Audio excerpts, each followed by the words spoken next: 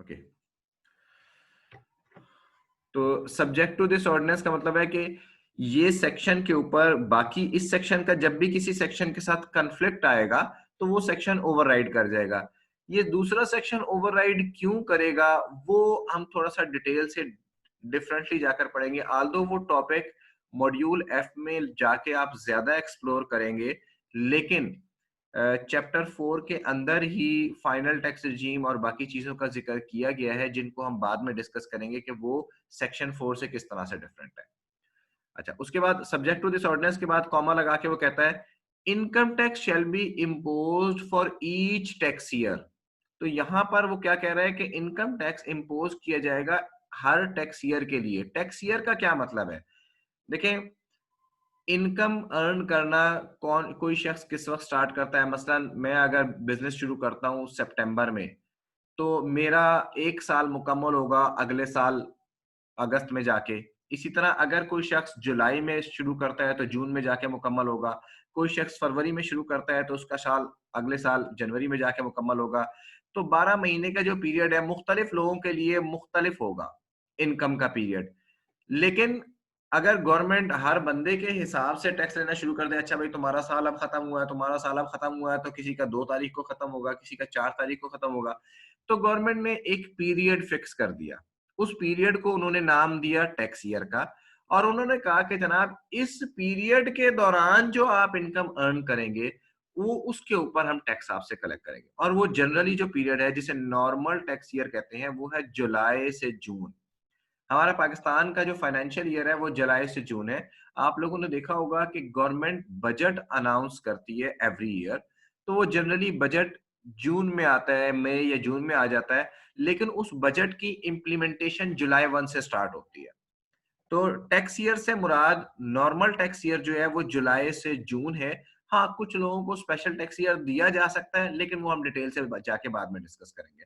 यहाँ पर उन्होंने ये कह दिया कि income tax shall be imposed for each tax year, कि हर टैक्स ईयर के अंदर जो बंदा इनकम अर्न करेगा उसके ऊपर आपको टैक्स देना पड़ेगा। ठीक है, उसके बाद अगली सेंटेंस में कहता है at the rate or rates specified in division 1, 1B और 2 of part 1 of the first schedule as the case may be. ये रेट्स हैं, ये रेट्स सैलरीड इंडिविजुअल के अलग हैं, नॉन सैलरीड इंडिविजुअल के अलग हैं, पार्टनरशिप्स के अलग हैं, कंपनीज के अलग हैं।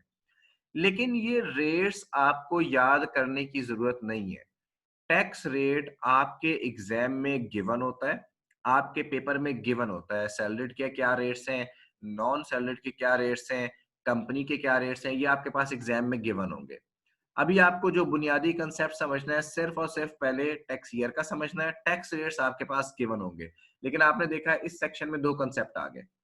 तो एक टैक्स ईयर में जो आप इनकम अर्न करेंगे उसके ऊपर वो टैक्स रेट अप्लाई कर रहे हैं। उसके बाद आगे कहता है कॉमा के बाद on every person, on every person. तो तीसरा कंसेप्ट है इसमें पर्सन का।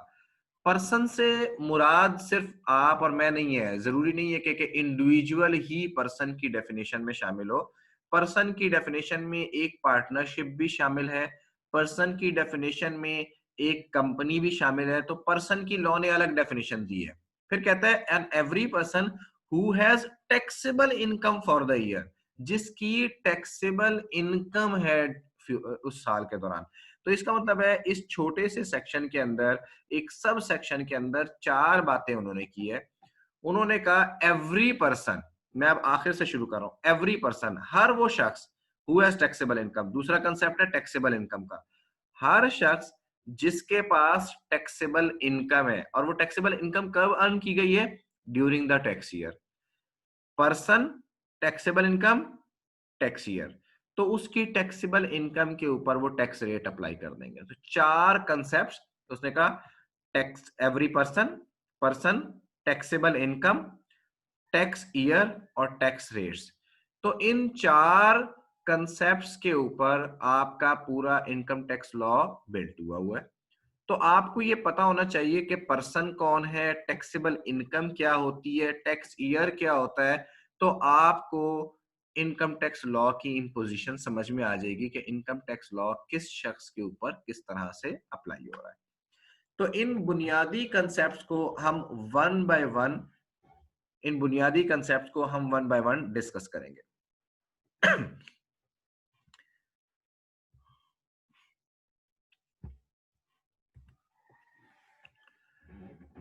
सबसे पहले हमारे पास डेफिनेशन है, लॉ में पर्सन की डेफिनेशन गिवन है।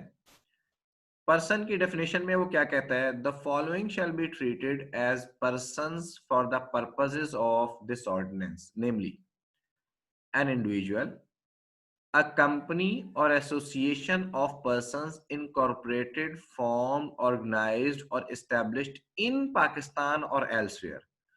ए तो आसान था, इंडिविजुअल। दूसरे में उसने दो पर्सन्स का जिक्र इकट्ठा कर दिया, कंपनी का भी और एसोसिएशन ऑफ पर्सन का भी। कंपनी क्या होती है और एसोसिएशन ऑफ पर्सन क्या होती है, इन दोनों की अलग सेपरेट डेफिनेशन है। इसको अभी हम आगे जाके मजीद डिस्कस करते हैं। उससे पहले हम सी को पढ़ लेते हैं। सी में क्या लिखा हुआ है, the federal government, a foreign government, a political sub division of a foreign government और public international organization. Federal government, foreign government, political sub division of a foreign government और public international organization. Public international organization से मुराद जैसे United Nations है, WHO है, world bank है।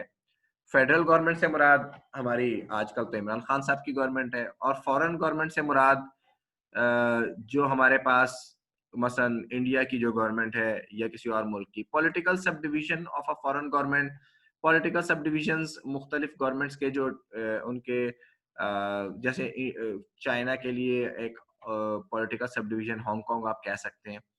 तो इस तरह से ये तीन किस्म के पर्सन्स ए, बी और सी बयान किए गए हैं। हमारे लिए जो लॉ में इंपॉर्टेंट है, जिन पे टैक्स लगाया जाता है वो ए और बी है, सी पर टैक्स नहीं लगता। सी पर टैक्स क्यों नहीं लगता, वो एक सेपरेट सेक्शन के तहत उसकी एग्जेम्पशन है, तो वो सेक्शन हम बाद में जाके डिस्कस करेंगे एग्जेम्पशंस के अंदर। लेकिन यहाँ पे आपको आइडेंटिफिकेशन के लिए कि हमने किन टैक्सेस को डिस्कस करना है और किन चीजों की टैक्सेशन पढ़नी है, वो पहले ए और बी है, यानी इंडिविजुअल, कंपनी और एसोसिएशन ऑफ पर्सन। तो यह नीचे से थोड़ा सा आप देखेंगे तो आपको नजर आ रहा होगा एसोसिएशन ऑफ पर्संस की एक डेफिनेशन गिवन है। एसोसिएशन ऑफ पर्संस की डेफिनेशन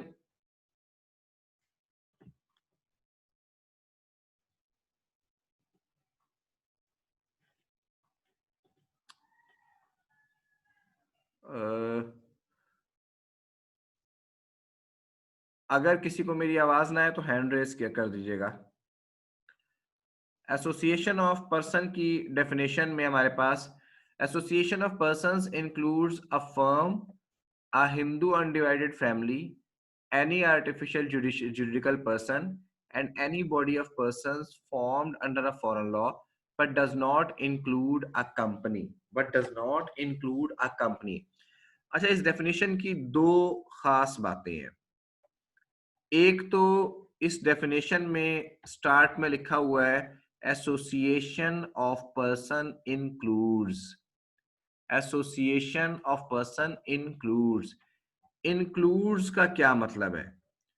इंक्लूड्स का मतलब ये है कि एसोसिएशन ऑफ पर्सन में शामिल है, यानी इंक्लूड्स के हम कहते हैं कि ये इंक्लूसिव डेफिनेशन है।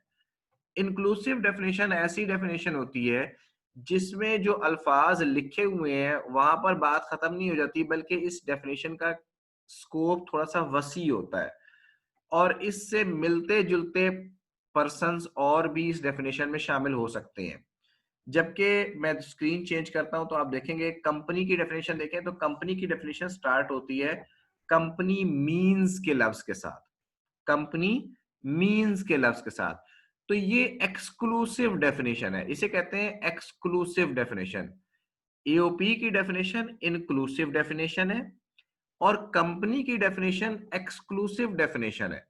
तो कंपनी की डेफिनेशन एक्सक्लूसिव डेफिनेशन का मतलब ये है कि इसमें जिन लोगों को कंपनी की डेफिनेशन में शामिल किया गया है उसके अलावा कोई और शख्स कंपनी की डेफिनेशन में नहीं आ सकता। बड़ा स्पेसिफिक है ये डेफिनेशन। जबकि एओपी की या एसोसिएशन ऑफ पर्सन को मैं आगे एओपी कहता रहूंगा, एओपी की डेफिनेशन इंक्लूसिव डेफिनेशन है और उसके मीनिंग वास्ट हैं, और इसमें आखिर में आप अल्फाज देखेंगे तो लिखे हुए हैं but does not include a company. तो हमें पहले कंपनी की डेफिनेशन देखनी पड़ेगी, क्योंकि इसने स्पेसिफिकली, असल में एओपी की डेफिनेशन इतनी ज्यादा वास्ट है कि ये कंपनी को भी अपने अंदर शामिल कर लेती है। क्योंकि आर्टिफिशियल ज्यूरिडिकल पर्सन, कंपनी भी एक आर्टिफिशियल ज्यूरिडिकल पर्सन है, कंपनी भी एक बॉडी ऑफ पर्सन है, तो वो आर्टिफिशियल ज्यूरिडिकल पर्सन की हैसियत से कंपनी को भी ईओपी अपने अंदर शामिल कर लेती है। इसलिए लॉ ने क्या किया, लॉ ने स्पेसिफिकली कंपनी को एक्सक्लूड कर दिया।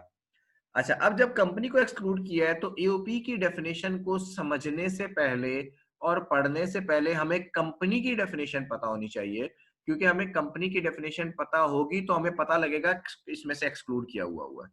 तो पहले जरा कंपनी की डेफिनेशन पढ़ते हैं। Company means a company as defined in the Companies Ordinance 1984।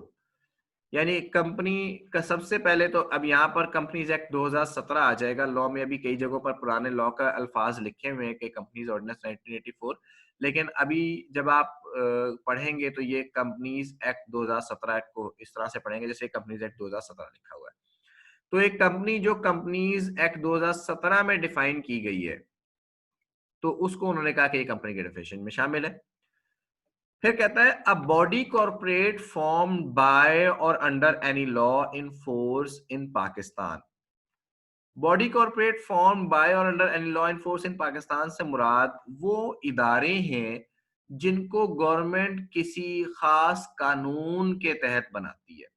जैसे आप लोगों ने देखा है SECP, securities and exchange commission of Pakistan, national telecommunication corporation NTC, oil and gas regulatory authority OGRA, national highway authority NHA, defence housing authority, ये तमाम के तमाम बॉडी कॉरपोरेट्स हैं। ये तमाम के तमाम बॉडी कॉरपोरेट्स, इनको बनाने के लिए गवर्नमेंट ने एक खास लॉ बनाया। जैसे एनटीसी जब बनाई तो एनटीसी का लॉ है 1996 का, और उस एनटीसी के लॉ के तहत एनटीसी बनी हुई है। इसी तरह ओगरा अपने लॉ के तहत बनी हुई है, SCCP 97 के एक्ट के तहत बना हुआ है, कंपटीशन कमीशन ऑफ पाकिस्तान का भी अलग एक्ट है। तो ये तमाम इदारे जो मुख्तलिफ एक्ट्स के तहत बनाए गए हैं, इनको कहा जाता है कि these are body corporates formed by or under any law in force in Pakistan. उसके बाद मुदारबाज है। मुदारबा एक इस्लामिक मोड ऑफ फाइनेंसिंग है बुनियादी तौर पर, जिसमें एक शख्स जो है वो पैसा लगाता है और दूसरा शख्स काम करता है। तो इस मोड को कहते हैं मुदारबा। तो मुदारबाज जो है वो गवर्नमेंट ऑफ पाकिस्तान ने एक मुदारबा फ्लोटेशन एंड कंट्रोल ऑर्डिनेंस बनाया हुआ है 1980 का, उसके तहत मुदारबाज बनाए जाते हैं, और वो मुदारबा भी कंपनी की डेफिनेशन में शामिल है। उसके बाद कहता है a body incorporated by or under the law of a country. Okay, someone has raised hand. जी यूजेफा। सलाम सर। वालेकुम सलाम। सर आपने कहा कि गवर्नमेंट जो कंपनीज बनाती है, सर तो गवर्नमेंट इसमें जो प्राइवेट कंपनी, कंपनीज नहीं आ सकती? नहीं गवर्नमेंट जो कंपनीज नहीं बनाती, ठीक है। गवर्नमेंट उस कंपनीज के अलावा इदारे बनाती है। जैसे कि OGDCL है, oil and gas development corporation limited है। ठीक ये है। कंपनी की डेफिनेशन में एज ए कंपनी शामिल है, क्योंकि ये कंपनीज ऑर्डिनेंस 1984 के तहत बनी हुई है। ठीक है। सही है। जबकि ओगरा या NHA जो है ना, ये कंपनीज ऑर्डिनेंस के तहत नहीं बने हुए। तो ठीक गवर्नमेंट है। अपने मुख्तलिफ लॉ बनाती है और उस लॉ के तहत एक इदारा खड़ा कर देती है। अभी जैसे गवर्नमेंट ने एक NDMA नाम का इदारा बनाया, नेशनल सही है। Disaster management authority. इसी तरह ठीक है। गवर्नमेंट ने national disaster risk management authority, DHA, ये सारे इदारे गवर्नमेंट ने कंपनीज ऑर्डिनेंस के तहत नहीं बनाए, बल्कि गवर्नमेंट ने इन इदारों का एक अपना लॉ बनाया और उस अपने ठीक। लॉ में ये लिख दिया कि भाई ये बॉडी कॉर्पोरेट के तौर पर काम करेंगे। ठीक है, सही है। ठीक क्लियर है है? Sir. Okay. Yes sir, thank you.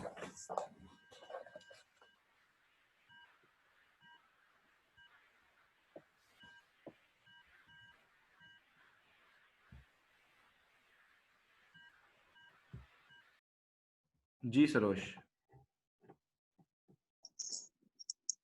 Sir इसकी एग्जांपल में आई कैप भी इंक्लूडेड है, आई कैप की बॉडी? जी आई कैप भी इसकी एग्जांपल में इंक्लूडेड है। ठीक है, थैंक यू सर।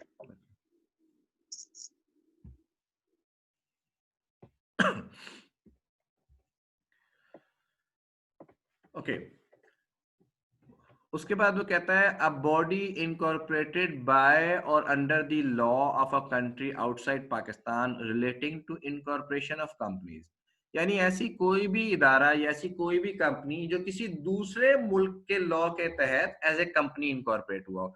मसलन अगर कोई चाइना में इनकॉर्पोरेशन ऑफ कंपनीज का लॉ है और उसके तहत जो कंपनी बनेगी वो हमारे लॉ में भी कंपनी कहलाएगी। जो अमेरिका के कंपनीज, अमेरिका का जो कंपनीज ऑर्डिनेंस है या कंपनीज एक्ट है उसके तहत जो कंपनी बनेगी वो पाकिस्तान में भी कंपनी कहलाएगी। यूजुअली जो दूसरे मुल्कों में लॉ होता है उसमें वो कंपनी के नाम के साथ लिखते हैं LLC, लिमिटेड लायबिलिटी कंपनी, लेकिन ये जरूरी नहीं है, ज्यादातर मुल्कों में LLC लिखा जाता है। अच्छा इसके बाद कोऑपरेटिव सोसाइटी, फाइनेंस सोसाइटी और एनी अदर सोसाइटी, ठीक है।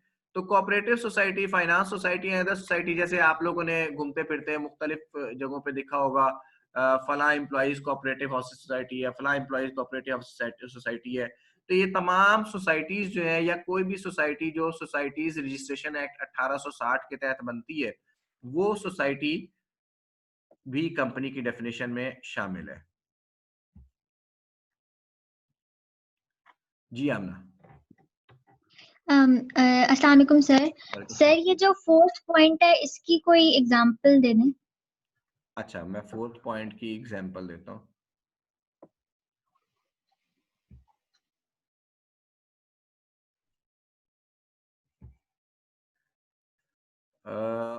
Fourth point a body incorporated by or under the law of a country outside Pakistan relating to incorporation of companies।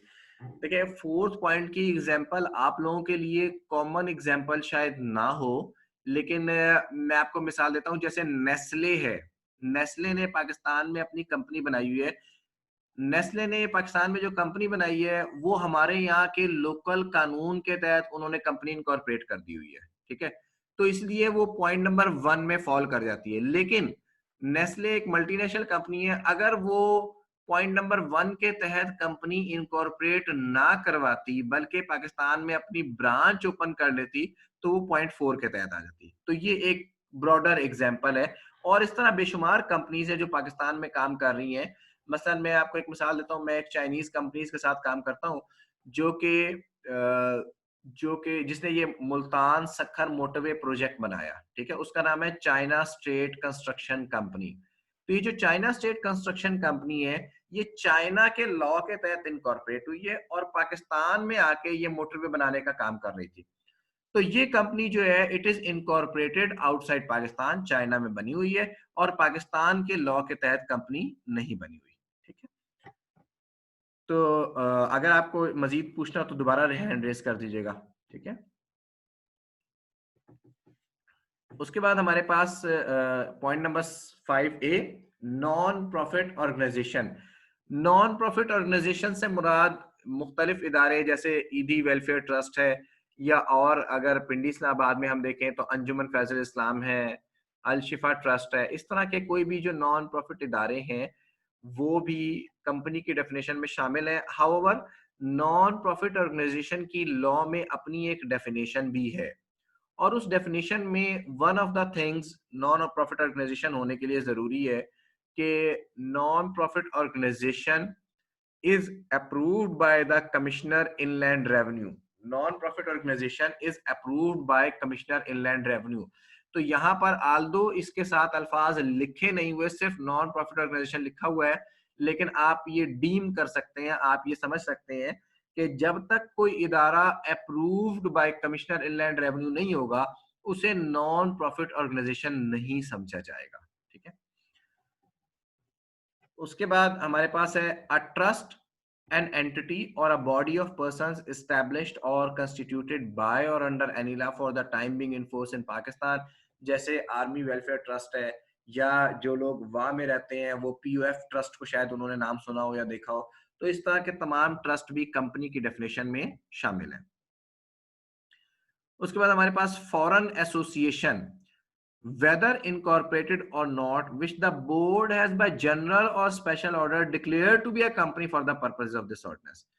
Foreign association बुनियादी तौर पर तो ये एसोसिएशन ऑफ पर्सन है, यानी ये पार्टनरशिप है, लेकिन अगर बोर्ड ने, बोर्ड से मुराद फेडरल बोर्ड ऑफ रेवेन्यू, अगर फेडरल बोर्ड ऑफ रेवेन्यू किसी जनरल या स्पेशल ऑर्डर के जरिए किसी फॉरेन एसोसिएशन को डिक्लेयर कर दे ये कंपनी है, तो उसे भी कंपनी समझा जाएगा। हाउएवर ऐसा कोई नोटिफिकेशन मौजूद नहीं है या मेरी नजर से नहीं गुजरा जिसमें फेडरल बोर्ड ऑफ रेवेन्यू ने किसी फॉरेन एसोसिएशन को कंपनी डिक्लेयर किया हो। पॉइंट नंबर 7 है हमारे पास प्रोविंशियल गवर्नमेंट, यानी government of Punjab, government of Sindh, government of KPK और गवर्नमेंट ऑफ बलूचिस्तान। ये चारों गवर्नमेंट्स कंपनी की डेफिनेशन में शामिल है। तो इससे ये लगा कि इनके ऊपर टैक्स भी लगेगा, इनके ऊपर टैक्स लग सकता है, लेकिन किस तरह लगेगा वो हम बाद में जाके डिस्कस करेंगे। फिलहाल आपने ये याद रखना है कि प्रोविंशियल गवर्नमेंट भी कंपनी की डेफिनेशन में शामिल है। नेक्स्ट है हमारे पास a local government in Pakistan, यानी जैसे इस्लामाबाद की जो जिले गवर्नमेंट है, रावलपिंडी की जो जिले गवर्नमेंट है, ये भी कंपनी की डेफिनेशन में शामिल है, और बीइंग अ कंपनी इसका मतलब है इनके ऊपर भी टैक्स लग सकता है। उसके बाद आखिर में हमारे पास स्मॉल कंपनी की सेपरेट डेफिनेशन गिवन है, और जो स्टूडेंट्स यहाँ पर हैं वो अपने पास नोट कर लें कि स्मॉल कंपनी की डेफिनेशन आपने याद भी करनी है। ये डेफिनेशन मैं आपको सेपरेटली आई कैप की बुक से पढ़ाऊंगा। ये डेफिनेशन आपको याद करनी पड़ेगी। ये one of the few things है जो आपको शायद रटा लगा के याद करनी पड़े एग्जाम पर्पसेस के लिए। तो स्मॉल कंपनी की डेफिनेशन सेपरेटली मैं आपको बताऊंगा, लेकिन वो अभी फिलहाल ये याद रखें कि जो स्मॉल कंपनी है वो भी कंपनी की डेफिनेशन में शामिल है।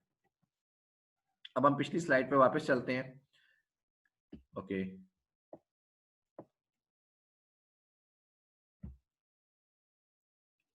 जी सरोज।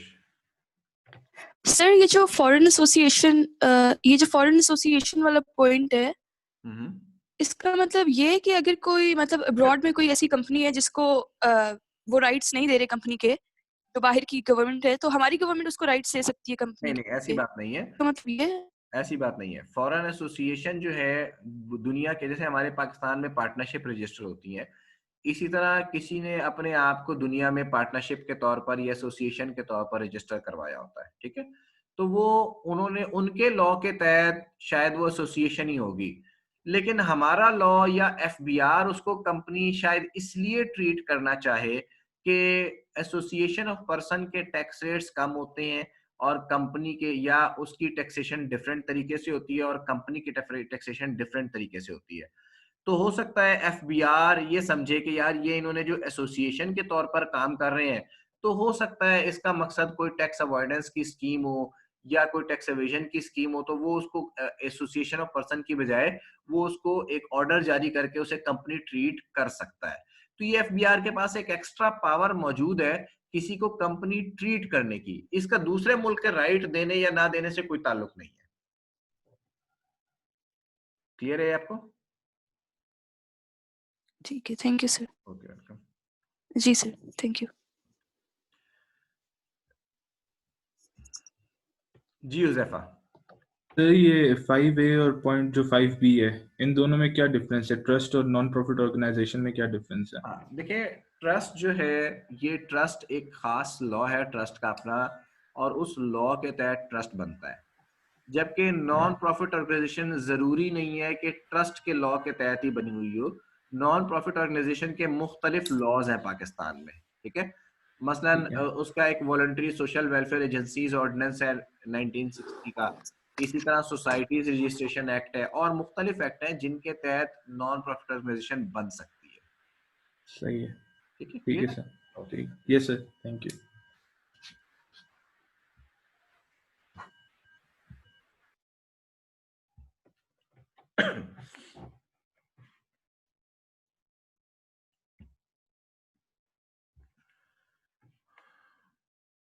अच्छा जी, कंपनी की डेफिनेशन के बाद we will go back to the definition of association of persons.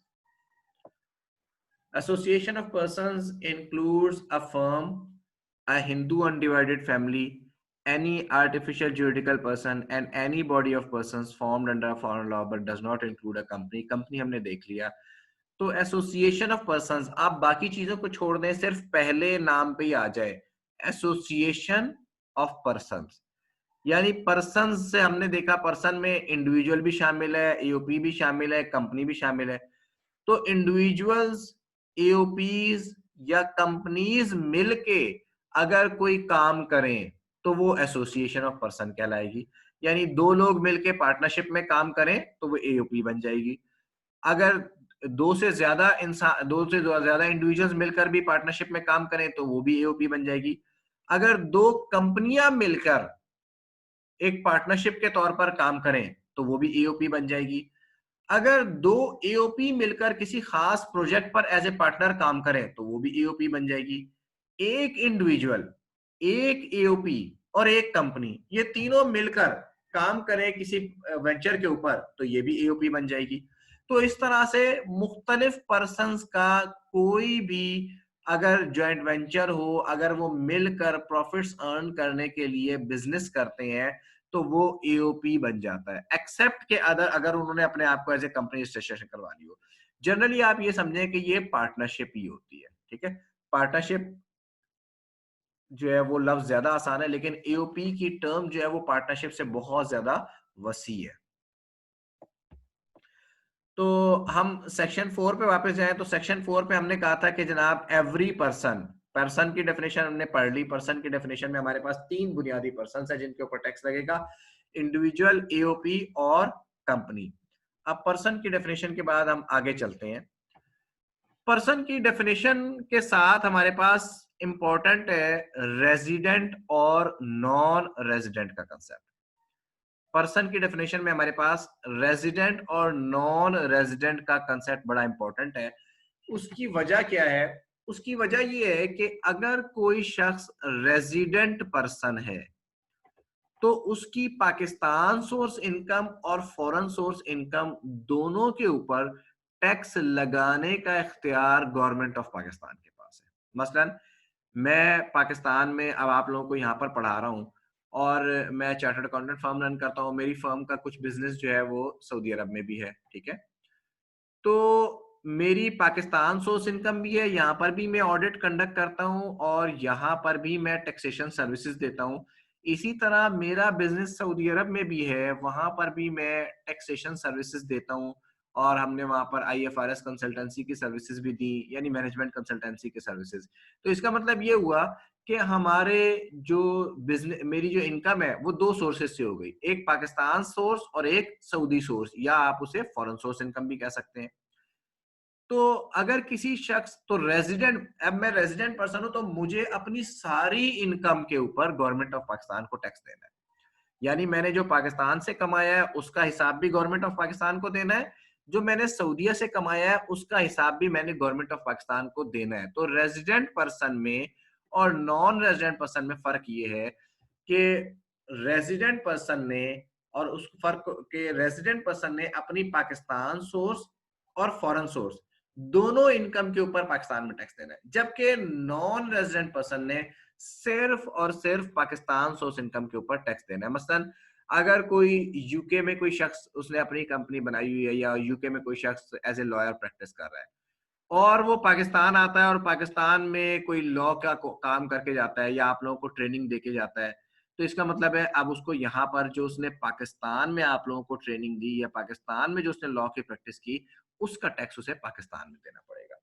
तो इसलिए रेजिडेंट और नॉन रेजिडेंट पर्सन की डेफिनेशन भी जानना जरूरी है, क्योंकि रेजिडेंट पर्सन की टैक्सेशन का ज्यादा वसी है. अच्छा, फिर यहाँ पर एक सवाल ये पैदा होता है कि अगर जैसे मैं रेजिडेंट पर्सन हूँ तो मेरी पाकिस्तान सोर्स इनकम और फॉरेन सोर्स इनकम दोनों पे टैक्स लग रहा है. अगर मुझसे सऊदी गवर्नमेंट ने भी टैक्स ले लिया तो फिर मेरे साथ क्या होगा? तो अगर मैं पाकिस्तान से बाहर कोई इनकम अर्न करता हूं और उसके ऊपर वहां की गवर्नमेंट को भी टैक्स देता हूं, तो फिर हमारे पास डबल टैक्सेशन ट्रीटीज हैं, और इसके अलावा गवर्नमेंट ऑफ पाकिस्तान भी फॉरेन टैक्स क्रेडिट के नाम से एक रिलीफ देती है. फॉरेन टैक्स क्रेडिट आपकी किताब में एक अलग चैप्टर है, मेरा ख्याल है चैप्टर 10 या चैप्टर 11 है, तो फॉरेन टैक्स क्रेडिट हम सेपरेटली जाकर डिस्कस करेंगे. फिलहाल आपने ये याद रखना है कि रेजिडेंट पर्सन की पाकिस्तान सोर्स इनकम और फॉरेन सोर्स इनकम दोनों के ऊपर टैक्स लगाने का इख्तियार पाकिस्तान को हासिल है। अच्छा जी, रेजिडेंट पर्सन कौन है? रेजिडेंट पर्सन रेजिडेंट इंडिविजुअल भी हो सकता है, रेजिडेंट कंपनी भी हो सकती है, रेजिडेंट एओपी भी हो सकती है, और फेडरल गवर्नमेंट हमेशा रेजिडेंट ही होगी। लेकिन इनकी अपनी डेफिनेशन है। इनकी डेफिनेशन क्या है? पहले हमारे पास रेजिडेंट इंडिविजुअल की डेफिनेशन है। Resident individual, an individual shall be a resident individual for a tax year if the individual is present in Pakistan for a period of or periods amounting in aggregate to 183 days or more in the tax year. Tax year मैंने आपको पहले बताया कि जुलाई से जून का period है। यानी ये पहली क्लॉज ये कहती है कि अगर कोई शख्स पाकिस्तान में 183 डेज गुजार ले 1 जुलाई से जून के दरमियान, अगर कोई शख्स पाकिस्तान में जुलाई से जून के दरमियान 183 डेज गुजार ले तो वो रेजिडेंट इंडिविजुअल बन जाएगा। ये जरूरी नहीं है कि वो 183 डेज उसने इकट्ठे गुजारे हो, क्योंकि क्या कहता है, for a period of or periods amounting in aggregate to, यानी वो चाहे एक पीरियड हो या छोटे छोटे पीरियड मिलकर 183 डेज बन जाए, तब भी वो अगर ये 183 डेज गुजार ली, यानी फर्ज किया वो जुलाई में आया, 3 महीने गुजारे, फिर चला गया, फिर 1 महीना बाहर रहा, फिर वापस आया, तो इस तरह से तकरीबन 6 महीने बनते हैं ये 183 डेज के। अगर उसने जुलाई से जून के दरमियान गुजार लिए तो ये शख्स रेजिडेंट पर्सन बन जाएगा। ये आपने याद रखना है कि हर साल हर शख्स का रेजिडेंशियल स्टेटस जो है वो हर साल डिटरमिन होता है। ये नहीं है कि अगर कोई बंदा 1 साल रेजिडेंट पर्सन बन गया तो वो सारी उम्र के लिए रेजिडेंट है। जैसे अब मैं पाकिस्तान में पैदा हुआ हूं तो अब मैं सारी उम्र पाकिस्तानी कहलाऊंगा, कोई इंडिया में पैदा हुआ है तो सारी उम्र वो इंडियन ही कहलाएगा, क्योंकि वो वहां पर पैदा हुआ था। बेशक वो किसी दूसरे मुल्क की नेशनैलिटी ले ले तब भी वो उसी मुल्क का बुनियादी बाशिंदा रहता है। लेकिन जो टैक्स रेजिडेंट का कंसेप्ट है ये सिटीजन का कंसेप्ट से डिफरेंट है। अगर कोई शख्स चाइना का बाशिंदा है और वो चाइनीज पर्सन पाकिस्तान में आके 183 डेज या उससे ज्यादा गुजार लेता है तो उस साल वो टैक्स रेजिडेंट पाकिस्तान का हो जाएगा। अगर कोई शख्स सऊदी अरब का है और वो पाकिस्तान में आके 183 डेज से ज्यादा गुजार लेता है तो जिस साल वो 183 डेज गुजारेगा उस साल वो रेजिडेंट पाकिस्तान में हो जाएगा। फिर उसके बाद हमारे पास नेक्स्ट प्रोविजन है, is present in Pakistan for a period of or periods amounting in aggregate to 120 days or more in the tax year, and in the 4 years preceding the tax year has been in Pakistan for a period of or periods amounting in aggregate to 365 days or more. अच्छा, एक तो ये याद रखना है कि ये 3 अलग अलग क्लॉजेज हैं। इन 3 में से यानी ए बी और सी, इन 3 में से अगर बंदा किसी एक में भी फॉल कर गया तो वो रेजिडेंट इंडिविजुअल कहलाएगा। ठीक है, तो अगर फर्ज किया किसी ने पाकिस्तान में 183 डेज नहीं गुजारे लेकिन वो ए बी में फॉल कर रहा है, ए बी क्या कहती है कि उसने जुलाई से जून में गुजारे हो 120 डेज, जुलाई से जून के दरमियान, यानी करंट ईयर में, जैसे अभी करंट ईयर जो है जा रहा है जुलाई से जून के दरमियान, इसमें मैंने 183 डेज नहीं गुजारता, मैं सिर्फ 120 डेज या 130 डेज या 140 डेज गुजारता हूं। लेकिन पिछले 4 सालों में मैंने पाकिस्तान में टोटल 365 डेज गुजारे हैं, 4 सालों का टोटल मिला के, तो फिर भी मैं रेजिडेंट पर्सन हो जाऊंगा। यानी सिर्फ 183 डेज वाली शर्त नहीं है। अच्छा, ये मैंने रेड में लिखा हुआ है, आप सब लोगों को नजर आ रहा होगा। रेड में इसलिए लिखा है क्योंकि ये इस दफा की प्रोविजन है, ये इस दफा बजट में गवर्नमेंट ने चेंज की है। तो रेड में लिखने का मकसद ये आपको आइडेंटिफाई हो जाए कि ये लेटेस्ट चेंज है, और यूजुअली एग्जाम में लेटेस्ट चेंज के ऊपर फोकस ज्यादा होता है, तो इस बात के चांसेस हैं कि वो आपसे इस प्रोविजन के ऊपर सवाल पूछें, वो आपको बता दें कि एक बंदे ने पाकिस्तान में इस साल इतने दिन गुजारे, इससे पिछले साल इतने गुजारे थे, इससे पिछले साल इतने गुजारे थे, इससे पिछले साल इतने गुजारे थे, तो डिटरमिन करें कि ये रेजिडेंट है या नहीं है। तो आपने याद रखना है कि अगर करंट पीरियड में उसके 183 डेज नहीं भी बनते लेकिन 120 डेज से ज्यादा बनते हैं और पिछले 4 सालों में टोटल 365 डेज से 365 डेज या उससे ज्यादा बनते हैं, तब भी वो रेजिडेंट इंडिविजुअल है। सी है is an employee or official of the federal government और provincial government posted abroad in the tax year.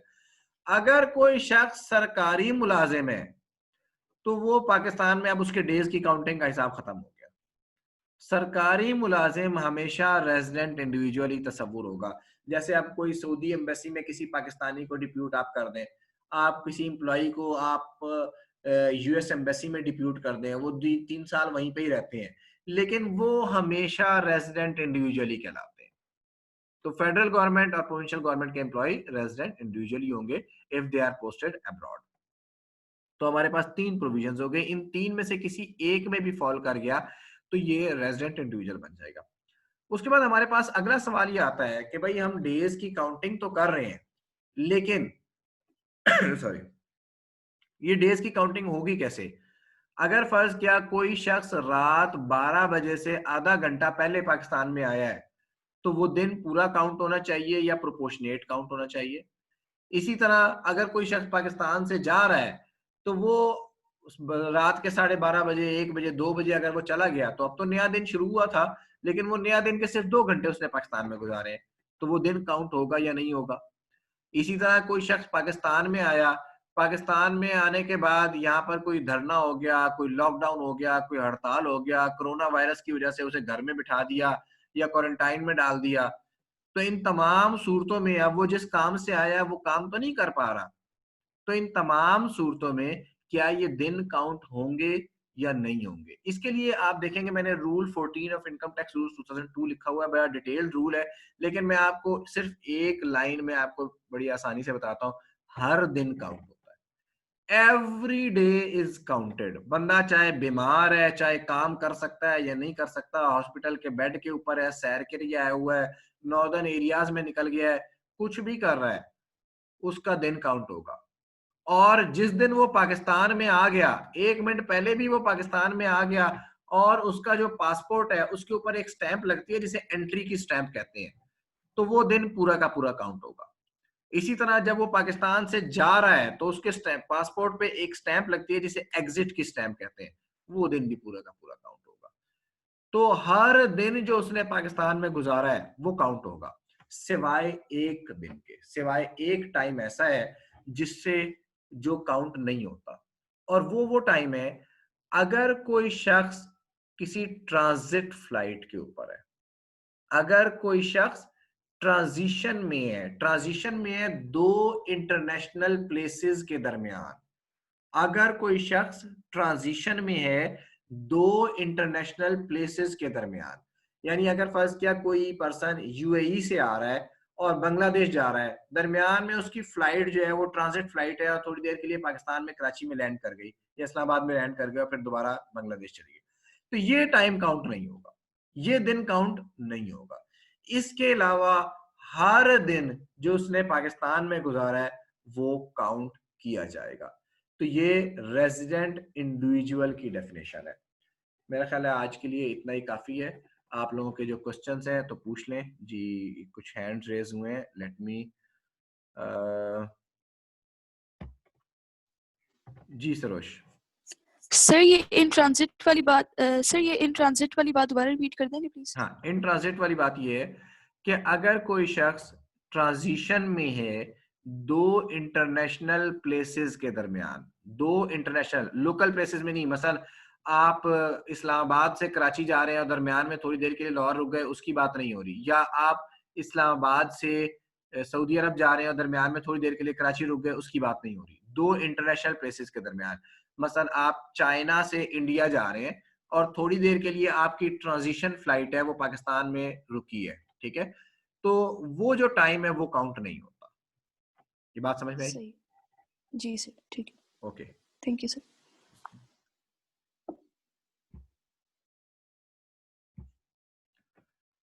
Ji Afifa. Sir मैंने पूछना है कि जो हम टाइम डिसाइड करेंगे कि उस हिसाब से हम बताएंगे, तो वो बेसिकली हम लाइक इस तरह होगा कि 12 बजे से नेक्स्ट 12 बजे तक या जितना भी टाइम है हम उसको कैलकुलेट करेंगे? नहीं, पूरा दिन काउंट होगा।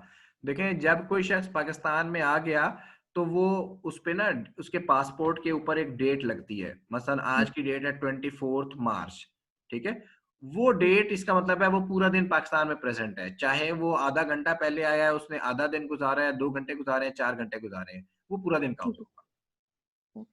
ओके,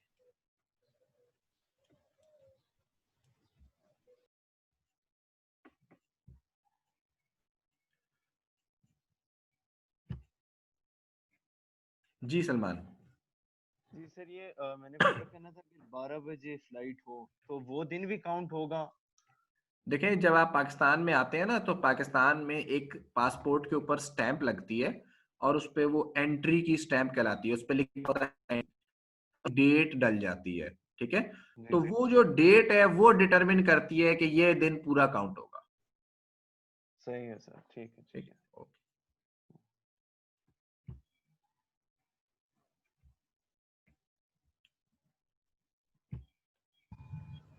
जी सालार। अस्सलाम वालेकुम सर। वालेकुम सलाम। सर एओपी में सोल प्रोप्राइटरशिप बिजनेसेस इंक्लूडेड होते हैं?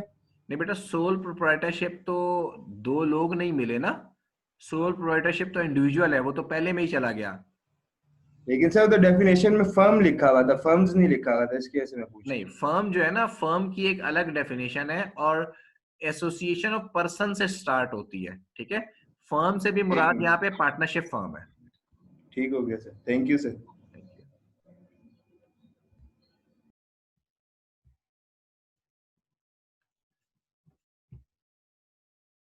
जी अनियर। सर ये जो सी पॉइंट बताया आपने रेजिडेंट इंडिविजुअल का, सर एम्प्लॉय पोस्ट है सर, तो ये रेजिडेंट पाकिस्तान का होगा ना, जितने भी अरसे के लिए बाहर ये पोस्टेड हो?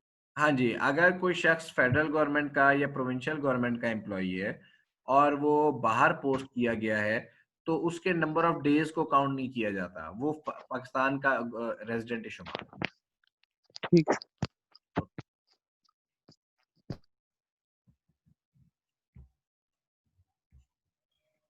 जी, किसी के और कोई क्वेश्चंस हैं तो पूछ लें। जी सलमान, जी सलमान पूछें। जी सर, ये मैंने पूछना था कि रीडिंग मटेरियल का पूछना था कि हम आईकैप की बुक को फॉलो करें या आपके अपने कोई नोट्स होंगे या कोई और ऐसी बुक है, कहाँ से पढ़ेंगे सर हम? आई कैप की बुक तो आपने लाजमी यूज करनी है, ठीक है। जो मेरे नोट्स हैं ये साथ साथ मैं आप लोगों से स्लाइड्स शेयर करता जा रहा हूँ जी और ये आपको ईमेल पर भी मिल जाएंगी या ग्रुप में मैं अपलोड कर दूंगा, ठीक है। ठीक है सर, तो सही है। ये भी एक सप्लीमेंट्री के तौर पर यूज कर सकते हैं, लेकिन ये कोर के तौर पर आप यूज नहीं करेंगे, ठीक है। कोर के सही। तौर पर आप आई कैप की किताब यूज करेंगे जो उनकी स्टडी टेक्स्ट है और उसके जो क्वेश्चन आंसर्स हैं वो आपने कोर के तौर पर लाजमी रखने हैं। इसके अलावा ये रिकमेंडेड है कि आप कम अज कम एक किताब और करें न्यूमेरिकल्स के लिए। अब वो चाहे राई, क्योंकि आई कैप की जो किताब है उसमें न्यूमेरिकल्स सफिशिएंट नहीं है, नंबर ऑफ सही न्यूमेरिकल्स इतने ज्यादा नहीं है। तो सही। न्यूमेरिकल्स के लिए आपको कुछ और किताब या राइज की किताब या साइनॉप्सिस की या पेटी वाला की किताब आपको लेनी होगी। चलिए, सही है sir, thank you sir. Okay, thank you.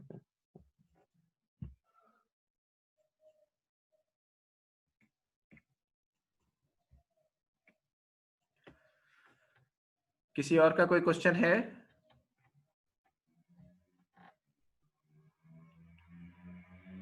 Okay जी, किसी ने हैंड रेज नहीं किया, थैंक यू वेरी मच। तो इंशाल्लाह ताला we will continue the classes online until the coronavirus issue is resolved. Thank you. Okay, Allah Hafiz.